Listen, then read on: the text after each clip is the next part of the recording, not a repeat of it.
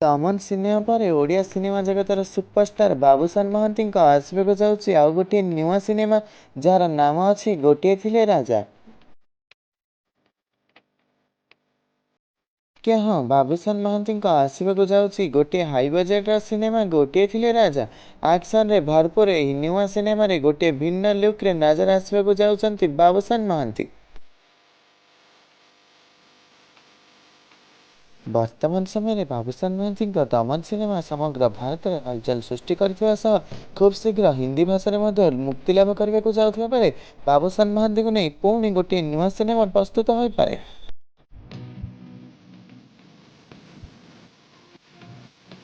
ସୂଚନାଯୋଗ୍ୟ ଯେ ଏହି ନୂଆ ସିନେମାଟି ଗୋଟିଏ ଥିଲା ରାଜାରେ ମୁଖ୍ୟ ଭୂମିକାରେ ବାବୁସାନ ମହାନ୍ତି ଥିବା ସମୟରେ ତାଙ୍କ ନାୟିକା ଭାବରେ ଦୁଇ ଜଣ ହିରୋଇନ୍ ବା ଅଭିନେତ୍ରୀଙ୍କୁ ଦେଖିବାକୁ ପାଇବେ ଦର୍ଶକମାନେ।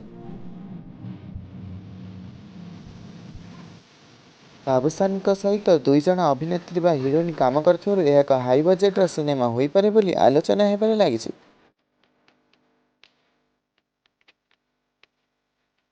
ଏହି ନୂଆ ସିନେମାର ସଙ୍ଗୀତ ନିର୍ଦ୍ଦେଶନା ଦମନ ସିନେମାର ସଙ୍ଗୀତ ନିର୍ଦ୍ଦେଶନା ଦେଇଥିବା ବିଶିଷ୍ଟ ସଙ୍ଗୀତ ନିର୍ଦ୍ଦେଶକ ଗୌରାନନ୍ଦ ଦେବେ ବୋଲି ଆଲୋଚନା ହେବାରେ ଲାଗିଛି। ବାବୁସାନଙ୍କ ଏହି ନୂଆ ସିନେମାଟି ନିର୍ଦ୍ଦେଶନା ଭାର ସୁଶାନ୍ତ ମଣି ସମ୍ଭାଳିବେ ବୋଲି ଆଲୋଚନା ହେବାରେ ଲାଗିଛି। କିନ୍ତୁ ବର୍ତ୍ତମାନ ସମୟରେ ଏହି ନୂଆ ସିନେମାର ସମ୍ପର୍କରେ କୌଣସି ସୂଚନା ମିଳିନଥିବା ବେଳେ ଏହି ସିନେମାର ପ୍ରସ୍ତୁତି କାମ ଖୁବ୍ ଶୀଘ୍ର ଆରମ୍ଭ ହୋଇପାରେ ବୋଲି ଆଲୋଚନା ହେବାରେ ଲାଗିଛି। ବାବୁସାନଙ୍କ ଏହି ନୂଆ ସିନେମାଟି ଦେଖିବା ପାଇଁ ଆପଣମାନେ କେତେ ଏକ୍ସାଇଟେଡ୍ ଅଛନ୍ତି ଆମକୁ କମେଣ୍ଟ କରି ନିଶ୍ଚୟ ଜଣାଇବେ। ସେହିପରି ହଲିଉଡ୍ ସମ୍ପର୍କରେ ପ୍ରତି ଟିକନିକ୍ ଖବର ଜାଣିବା ପାଇଁ ଆମ ସହିତ ଯୋଡ଼ି ରୁହନ୍ତୁ। ଆମକୁ ଲାଇକ୍, ସେୟାର, ସବସ୍କ୍ରାଇବ୍ କରି ଆଗକୁ ଯିବାରେ ସପୋର୍ଟ କରନ୍ତୁ। ଧନ୍ୟବାଦ।